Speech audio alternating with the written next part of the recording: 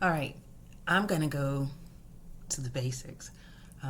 We talked about having a budget, and we went over the budget planning worksheet. We talked about a grocery list. And I said that the overall theme for 2025 was we are investing in ourselves holistically.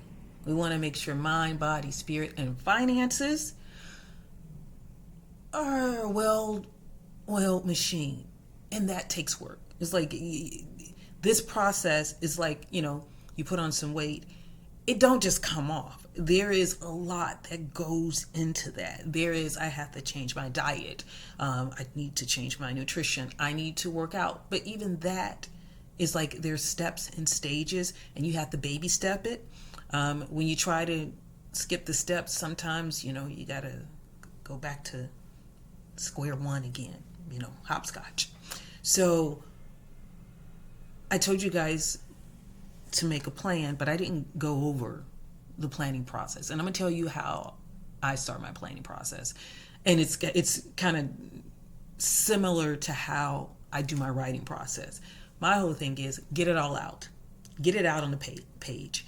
There's this Bible verse that says, write the vision, make it plain. And sometimes, like I said, wishful thinking is wishful thinking until you start to put a plan in place. So normally, like I said, I don't do resolutions, but I do have goals. I have a business plan for what I'm hoping to achieve that year. And I just start off broadly. I have 4 categories: mental, physical, spiritual, and then financial. You guys might want to add a 5th category for career and professional goals, because for whatever reason, I push that one to the side, and I do a separate one for that. But start off broadly with those categories. Here's how I want my professional or my career life to look in 2025. Here are the dreams. Here are the goals that I have for my physical wellness. Here's what I have for my emotional and mental state, and here's what I want to accomplish in my spiritual well-being. I'm going to, and so I just broadly jot down things in each category. And then I go from broad to narrow. Then I start to, okay. So I'm saying, like, one year my goal was peace. My like, I wanted to have peace across all boards. But the problem that I had to unlearn is I'm a perfectionist, and I'm a planner. I'm an over planner, and learning how to pull back. So it was like, okay, we're going to work on one thing. So, and it was like, all right, to help me with this, yes, there's therapy. Started doing acupuncture, then built up to breath work. And as I layered each upon each, it was like things where I was like, you know what? Certain things they don't need my attention. It took a while for me to get there and pull back, honey. Unlearn bad habits. We don't need to do that. That was useful for that stage of our life. It's no longer useful now. And so that's why I say we have to tweak the plan. It's not stagnant. It's not a one and done.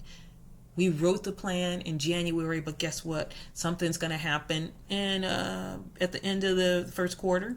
By March, if you had a promotion or raise or bonus, that's going to hit. That's going to mean some changes.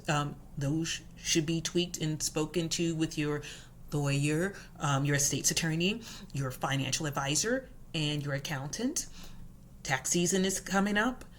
There's so much happening. So, like I said, I have broad goals in those 5 categories, and then I break them down to, okay, what can be accomplished in the first one, and we're talking quarters, because like I said, we're going to treat this business plan for our life like it's a business plan for a business we're going to start. So you have quarterly goals. In your first quarter, January, February, March, this is what we want to hit.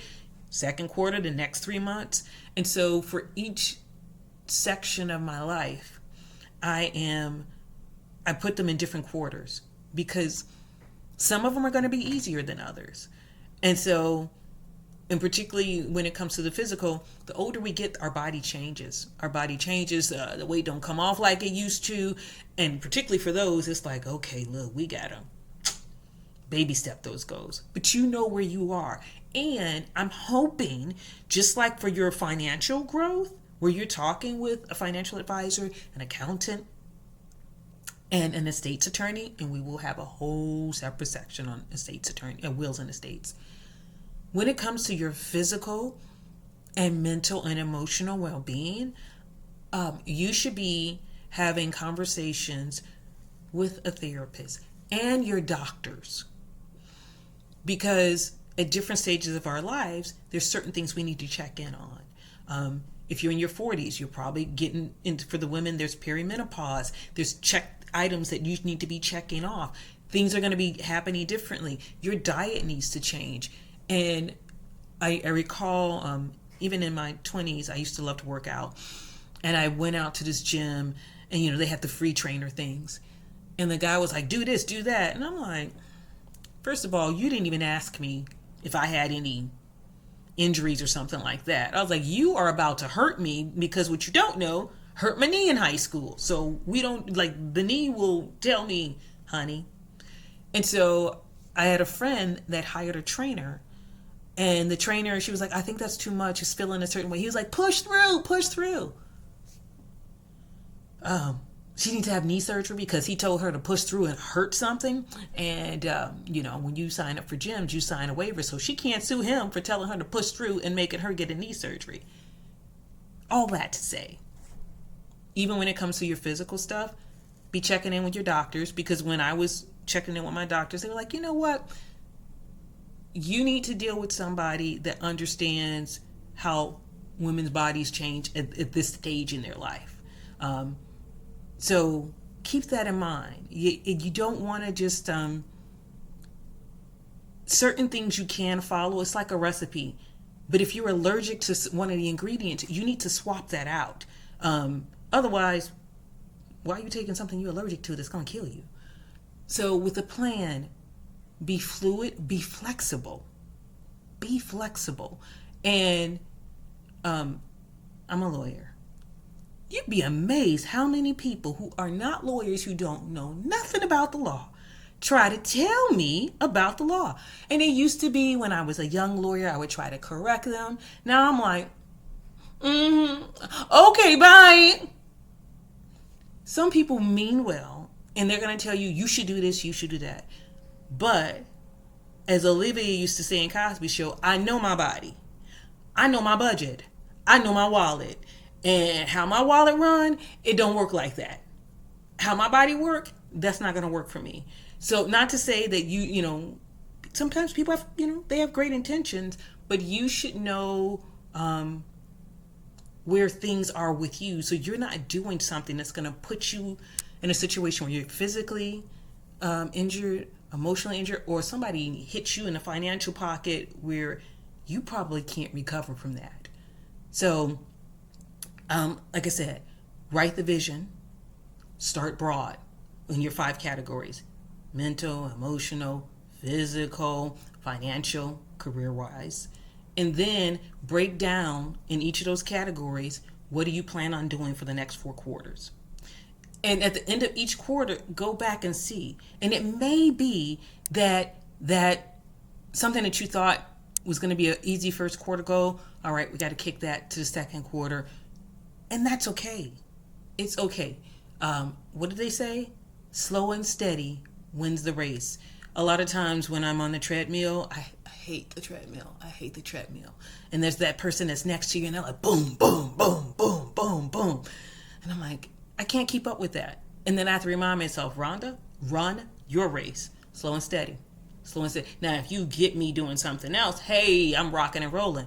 But me on a treadmill, we doing a slow jog, and that's all we can do. And that's okay. Run your race. I hope this is helpful. I'm going to go back to my notes. Start broad, then narrow. Also, people, we are now in a digital age. when I was a college instructor, the one thing that floored me and I had no patience for my students, when they said they forgot a deadline.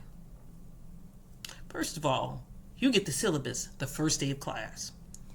Secondly, this is a digital age. You have a smartphone that has a calendar. Put deadlines in your calendar so that you and set reminders.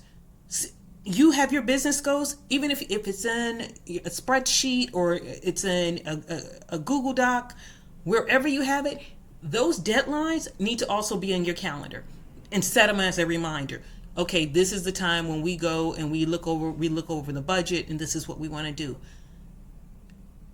Make it easier for you. Don't make it harder. Let technology work for you.